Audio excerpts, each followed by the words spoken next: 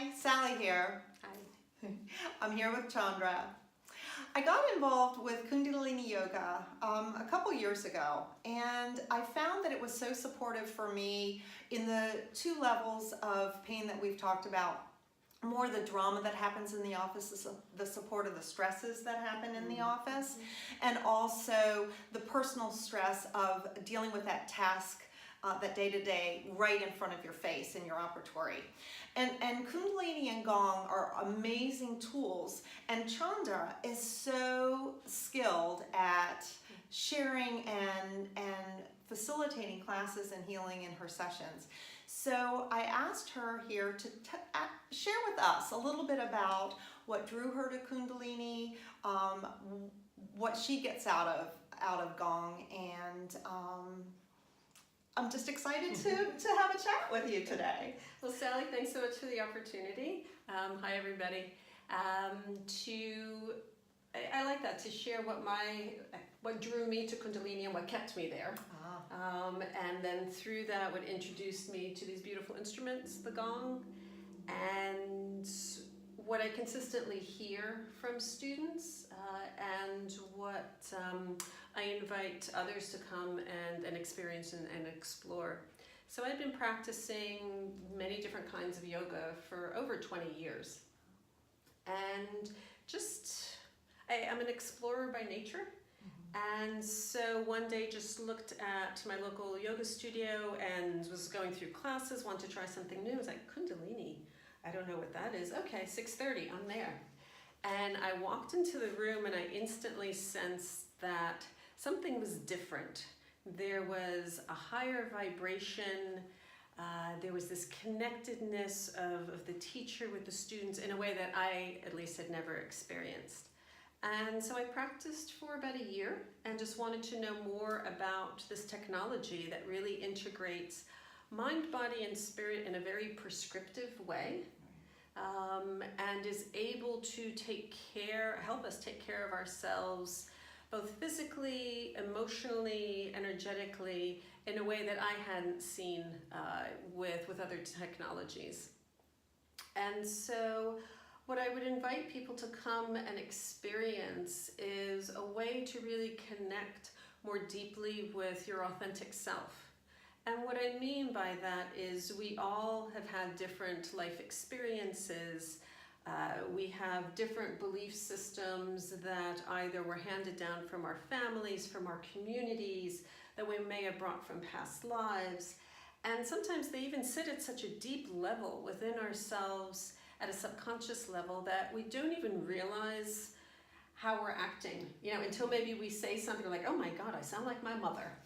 And that's fine if that's authentic and if that's consistent with who you are. But if you find yourself acting and saying things, that almost make you feel like you're in a suit that's too tight, something that's restrictive, then what we're able to do with the Kundalini technology is what Yogi Bhajan, who brought Kundalini to the West, would always talk about: peeling the layers of the onion. So we're very complex, sometimes more complex than we need to be, but being able to first have that awareness of what doesn't work for us, and then also the opportunity to release it. Because we know that when we don't process certain experiences or emotions, that they sit in different parts of our body. We talk about the angry liver, for example, right? So we know that anger sits there in the liver, and we obviously want a very vibrant liver for a lot of reasons. So it's a process to be able to even have that glimmer of who we really are. Also that connection to the divine, higher consciousness, God, whatever that is for you, but it's that energy that flows through all of us and also connects all of us, which I find is a really beautiful experience. And through that process, just to continue to release, give ourselves permission to We've got a friend we do. who had something to say. She said, yes, Chandra, tell more. Exactly. Be authentic. I am, right? I need some TLC and I'm here. So yeah, just to continue to strengthen that connection with your spirit so you can stay on that path have that awareness that when there's a way of being or a thought that doesn't serve you, it's often I'm not something enough, right? For me, it's I'm not good enough. And to at least just to have that awareness and then to soften around it so you can eventually release it because it doesn't serve you, right? Mm-hmm. It's really just, it's that tight suit again. It's not allowing the heart to open up, to expand, and it's really what makes you happy and joyful. And Yogi Bhajan said, happiness is your birthright. Mm-hmm. And I had to sit with that a lot because I always want to say, but I'm not whatever yet, right? Or I haven't done this, I haven't done that. It's like, no, happiness is your birthright. So let all that other stuff just go. Right. Mm-hmm. So what about for my listeners who are not necessarily looking for a spiritual connection or that higher level? What can they expect to gain from either Kundalini or Gong? Because I know they're intertwined beautifully, yet they can be done separately. So what do you see as the benefit for just somebody who wants to come in and feel good? You know? Great question. So physically, we focus a lot on the flexibility of the spine. So I think for anyone, if it's a question of wanting to make sure that you have that flexibility, especially if you're hunched over, right, which is your dental professionals, right? Listen up. So to be able to work on the flexibility of the spine, also so that spinal fluid can move easily, right, to the brain, bringing those important nutrients, taking the waste material. We also do specific exercises. So we carry so much stress in our shoulders, and we can do specific sets of exercises called kriyas for this part of our body, which also frees up your throat chakra so you can speak your truth. And what I like is I often talk about Kundalini yoga as the yoga of acupuncture. So for those of you familiar with the benefits of acupuncture, in Kundalini yoga, we'll hold certain exercises for a certain period of time, and it's the posture plus the breath work that we do that actually moves the energy through that channel. So, for example, this morning, I thought people may be very stressed. It's the beginning of the school year. We also have the hurricane coming. So we know that our adrenals and also our kidneys are very affected. Our kidneys by fear, our adrenal glands, right, from stress. So we did a series of exercises that were great for releasing that stress. So, and I think that speaks to anybody. The gong, which is something that can be incorporated into any Kundalini class, can also be used separately. And what we found with the gong is that it's great for stress relief. And we know that stress is the cause of so many illnesses. True. Right? Yes. It's also great for chronic pain and also for anxiety. Oh. Yeah. So that's everything. And so it builds up from the body, it builds up to the psyche or that drama that happens around us every day. And it also helps us with the dramas that are happening and go down to relieve the stress in our bodies. Beautifully said. So it goes both ways in that, which is really what all of us need. If you can kind of do one-stop shopping, it's good. You're not going to necessarily get the stretches, I don't think, that you think of when you think of traditional yoga. Although I always come out feeling refreshed and uplifted from any of these classes.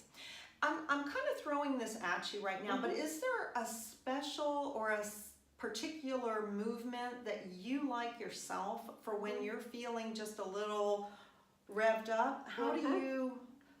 One of a tip that I'd actually, a technique that I'd like to share with everyone that you can apply anytime. So even when you're stuck in the car, in traffic, before you go into a meeting, if you're feeling a little hot under the collar and you know going in with that kind of like aggressive nature isn't going to help in your conversation with your client, your patient, it's called opposite nostril breathing. And so it's very simple. We just use our thumb and our pointer finger. And so we cover our right nostril And we inhale deeply through the left nostril. Long and deep. And then we cover the left nostril and then we exhale right. And exhale to the point where you're contracting the abdominals. And then again, cover the right nostril, inhale left. Cover the left nostril, exhale right.